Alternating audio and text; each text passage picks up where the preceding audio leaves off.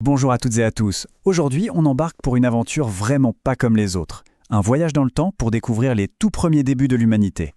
Allez, imaginez un monde sans maison, sans école, et même sans téléphone. Comment les premiers humains faisaient pour vivre? C'est ce qu'on va découvrir ensemble. Regardez-moi ça. C'est incroyable, non?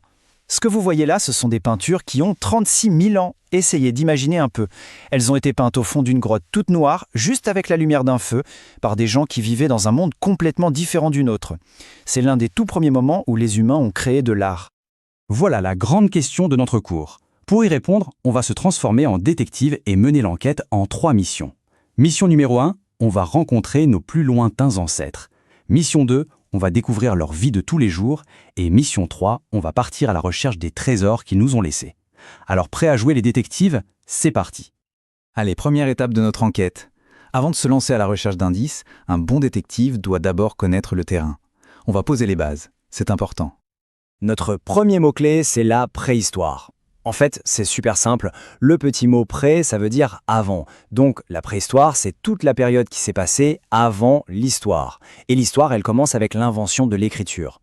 Pour vous donner une image, si toute l'histoire de l'humanité était un très très long livre, eh bien la préhistoire, ce serait quasiment toutes les pages, et l'histoire, ce serait juste les toutes dernières. Cette frise, elle nous aide bien à visualiser ça. Regardez, toute cette immense partie orange à gauche, c'est la préhistoire. Vous la voyez? Et maintenant, regardez tout au bout, à droite. La toute petite partie violette, eh bien ça, c'est l'histoire, de l'invention de l'écriture jusqu'à nous aujourd'hui. C'est fou de se rendre compte à quel point la préhistoire a duré longtemps. Bon, maintenant que le décor est planté, on peut passer à notre mission numéro 1.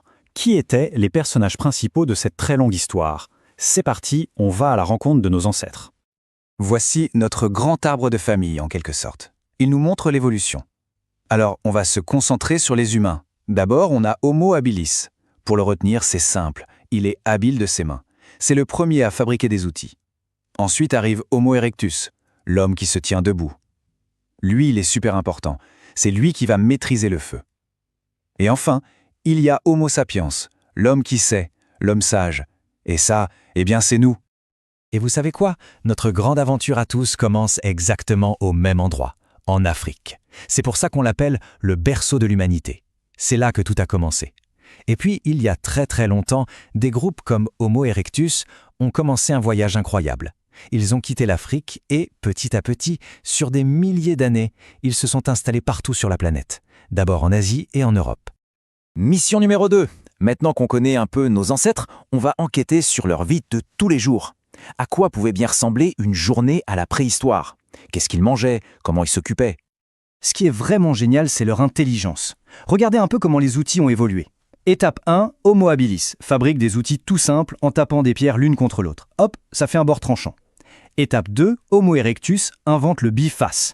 Ça, c'est le super outil qui sert à tout. Couper la viande, travailler le bois, c'est un peu le couteau suisse de la préhistoire. Et étape 3, Homo sapiens, nous, on fabrique des outils encore plus précis, en os ou en bois, comme des harpons pour pêcher. C'est un peu comme l'évolution de nos téléphones, de plus en plus perfectionnés. Et puis, il y a eu une véritable révolution, le feu. Essayez d'imaginer.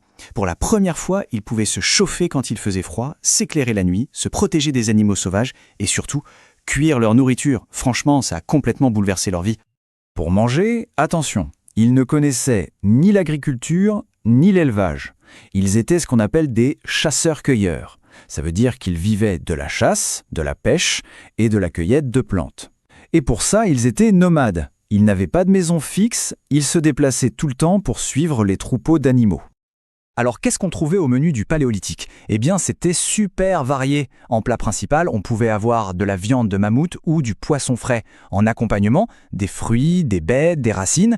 Et pour les plus gourmands, pourquoi pas quelques insectes grillés ou des œufs d'oiseaux. Ils étaient de vrais experts de la nature. Et voilà notre dernière mission, peut-être la plus mystérieuse. Ces humains ont disparu il y a bien longtemps, mais ils nous ont laissé des trésors, des indices incroyables que les archéologues, les détectives du passé continuent de retrouver aujourd'hui. Analysons ensemble ce premier indice. Qu'est-ce qu'on voit? Des dizaines de mains sur la roche.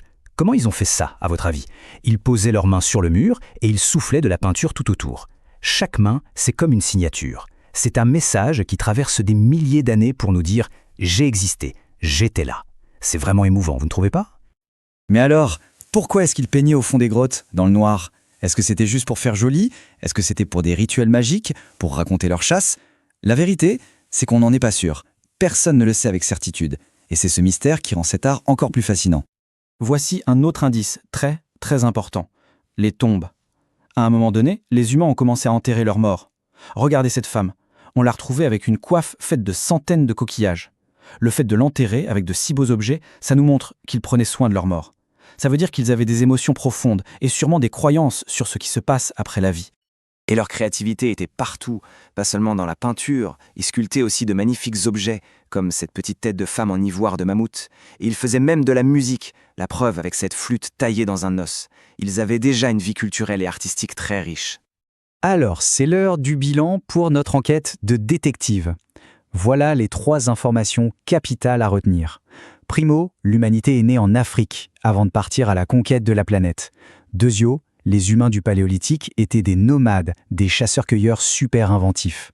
Et tertio, ils ont été les premiers artistes de l'histoire et nous ont laissé un héritage incroyable. Et pour finir, je vous lance un petit défi de réflexion. Imaginez, on est dans 40 000 ans. Des archéologues du futur sont en train de faire des fouilles là où nous sommes en ce moment. Qu'est-ce qu'ils vont trouver de notre époque? Des restes de téléphone? Des objets en plastique? Et surtout, qu'est-ce que ces objets vont bien pouvoir leur raconter sur notre façon de vivre aujourd'hui? Voilà, notre voyage dans le temps est terminé. Pour être sûr de bien mémoriser tout ça, voici un petit résumé de ce qu'il faut absolument retenir. Les dates clés, les mots de vocabulaire importants et la petite astuce pour ne plus jamais vous tromper. N'hésitez pas à mettre sur pause pour bien relire. Bravo à tous pour votre super travail de détective et à très bientôt pour la suite de nos aventures dans l'histoire.